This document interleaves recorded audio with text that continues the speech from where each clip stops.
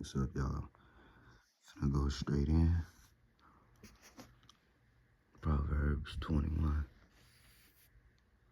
and 15.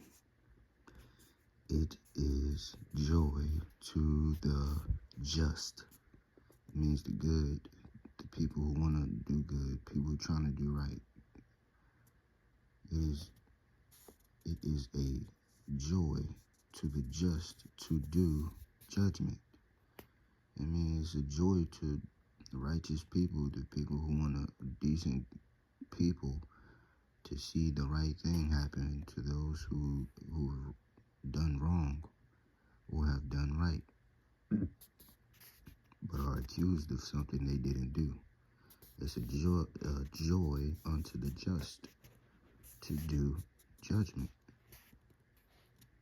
That means, judgment of doing something wrong, rightfully getting judged, and when you really getting accused of doing something wrong, getting judgment over that lie or that false accusation. It says, but destruction shall be to the workers of iniquity. Iniquity means, the workers of iniquity mean the workers of sin. Iniquity means sin. Basically, sin is stepping outside of the laws, statutes, and commandments of the Most High. That is iniquity. And if that wasn't what it was talking about, it wouldn't be in the Bible. There's no reason to put this word iniquity, workers of iniquity, in the Bible if it wasn't connected or referring to law, statutes, and commandments. Iniquity is sin. It says, but destruction shall be to the workers of iniquity, workers of sin. 16. The man that wandereth out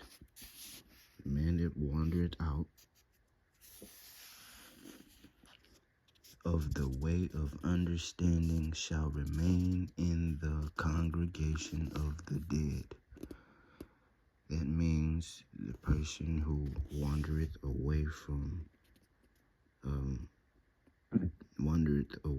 somebody trying to give them wisdom or guidance, or trying to give them some knowledge or wisdom.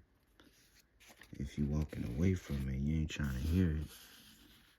You say, forget that, I don't care what they saying, one ear out the other. It's about what I'm trying to get on.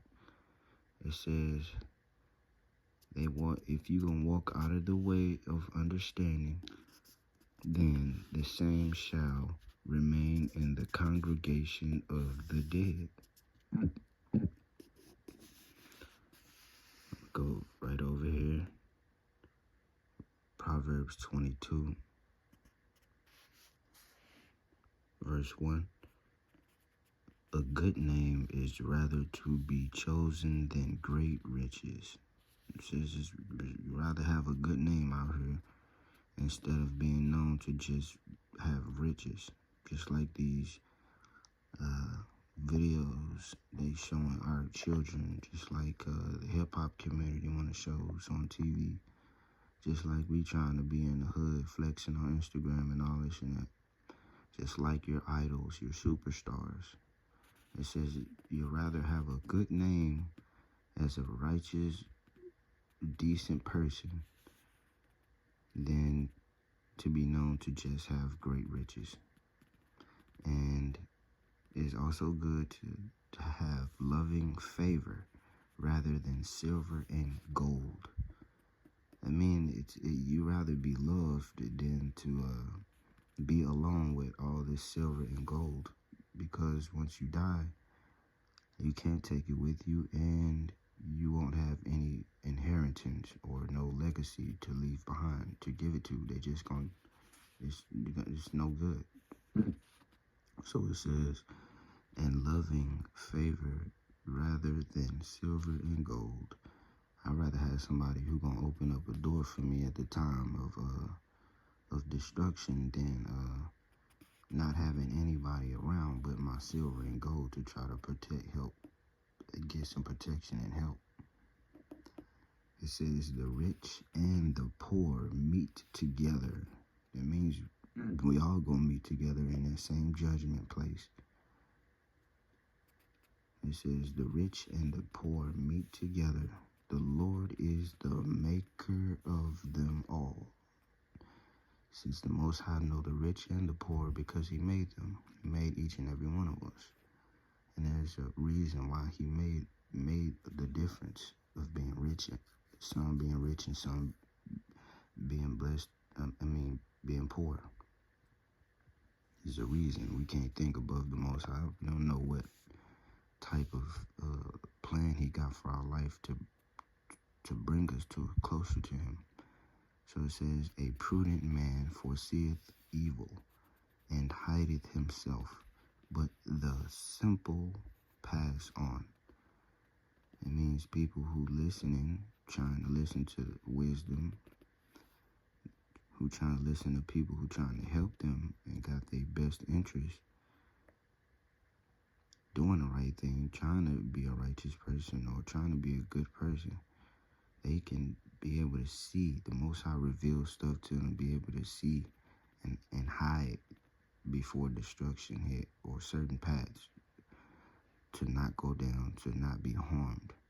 Just like you always see, like the Spirit be telling you, dog, don't go down this way, don't do that.